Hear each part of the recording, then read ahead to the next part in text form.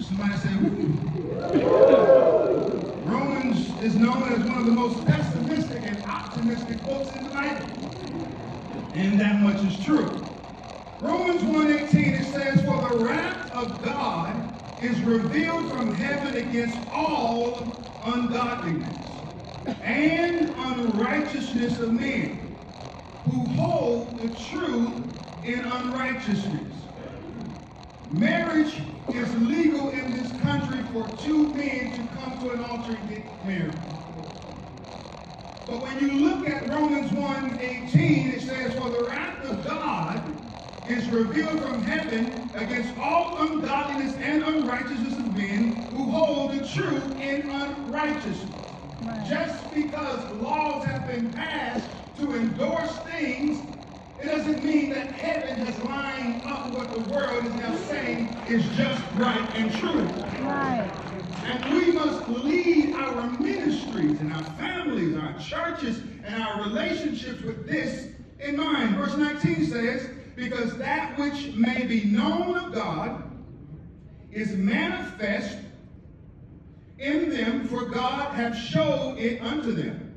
For the invisible things of him from the creation of the world are clearly seen, being understood by things that are made, even his eternal power in Godhead, so that they are without excuse. In other words, God revealed himself for mankind to see him and to know him. And so therefore there's no excuse for a person to say that they don't know him. Verse 21, because that when they knew God, they glorified him not as God, neither were thankful, but became vain in their imaginations, and their foolish heart was darkened. They had an opportunity to get to know God, to see God, but they chose pagan and occult idolatrous ways over seeking and serving God. They would not glorify him. Verse 22, professing themselves to be wise, they became fools. The most foolish thing that you can do is to say that you are wiser than God. Psalm 14 verse 1 says, the fool has said in his heart that there is no God. Isn't it sad today that many of our congregations are led by cowardice leading preachers who put themselves in a position of a CEO pastor where they are the dictator over a congregation and they're leading people towards just being a member of their church, but they're not trying to get souls into heaven. These people profess themselves to be wise, but they are fools. Verse 23, and changed the glory of the incorruptible God into an image made like to corruptible man, and to birds and four-footed beasts and creeping things. Wherefore God also gave them up to uncleanness through the lust of their own hearts, to dishonor their own bodies between themselves. That's self-explanatory. Who changed the truth of God into a lie. There it is. And worship and serve the creature more than the creator. Yeah. And you have to be a fool to worship the creature more than the creator who made the creature. That's so true. God created us in his image, right, in his likeness.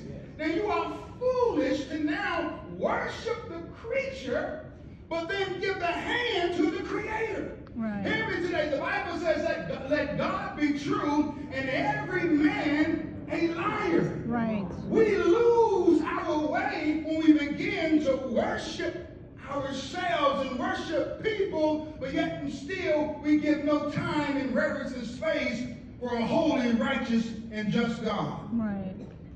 Verse 26 says, with his cause, God gave them up unto vile affections, for even their women did change the natural use into that which is against nature.